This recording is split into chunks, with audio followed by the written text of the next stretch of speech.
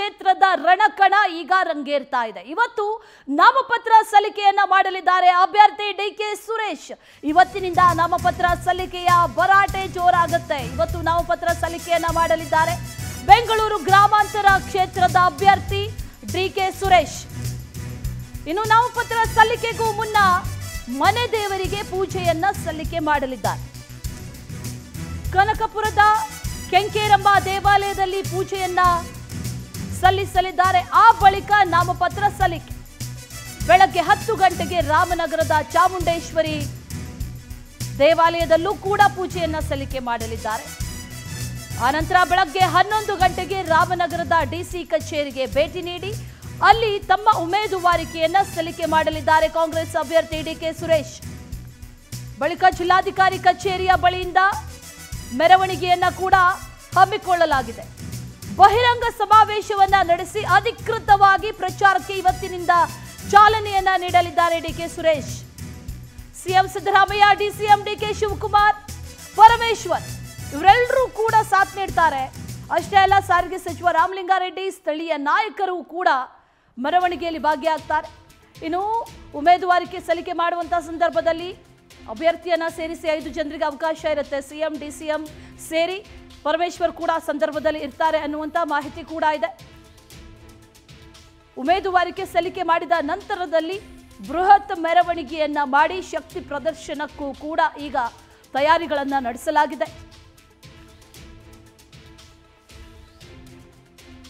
ಇವತ್ತು ಡಿಕೆ ಸುರೇಶ್ಗೆ B form, ಮೊದಲನೇ ಬಿ ಫಾರ್ಮ್ ಅವ್ರಿಗೆ ಕೊಡ್ತಾ ಇದ್ದೀನಿ, ಎ ಫಾರ್ಮ್ ಬಿ ಫಾರ್ಮ್ನ. ಸೊ ನನ್ನ ನಂಬಿಕೆ ಇರೋಂಥ ಸ್ಥಳಕ್ಕೆ ಹೋಗಿ ಅಲ್ಲಿ ಬಿ ಫಾರ್ಮ್ ಕೊಟ್ಟು ನಾನು ನಮ್ಮ ಮನೆ ದೇವರು ಕೆಂಕೇರಮ್ಮಂಗೆ, ಕಬ್ಬಾಳಮ್ಮಗೆ ಹೋಗಿ ಆಮೇಲೆ ರಾಮನಗರ ಚಾಮುಂಡಿ ಬೆಟ್ಟಕ್ಕೆ ಹೋಗಿ ರಾಮನಗರದಲ್ಲಿ ಗೌರವಾನ್ವಿತ ಮುಖ್ಯಮಂತ್ರಿಗಳು, ನಾನು ಇಬ್ಬರು ಸೇರಿ ಒಂದು ಸಭೆಯಲ್ಲಿ ಪಾಲ್ಗೊಳ್ತೀವಿ. ಅದಾದ್ಮೇಲೆ ಸುರೇಶ್ ಅವರು ಒಂದು set B form, A form, B ಫಾರ್ಮ್ನ ಅರ್ಜಿನ ಹಾಕ್ತಾರೆ. ಇವತ್ತು ಡಿಕೆ ಸುರೇಶ್ಗೆ ಬಿ ಫಾರ್ಮ್, ಮೊದಲನೇ ಬಿ ಫಾರ್ಮ್ ಅವ್ರಿಗೆ ಕೊಡ್ತಾ ಇದ್ದೀನಿ, ಎ ಫಾರ್ಮ್ ಬಿ ಫಾರ್ಮ್ನ. ಸೊ ನನ್ನ ನಂಬಿಕೆ ಇರೋಂಥ ಸ್ಥಳಕ್ಕೆ ಹೋಗಿ ಅಲ್ಲಿ ಬಿ ಫಾರ್ಮ್ ಕೊಟ್ಟು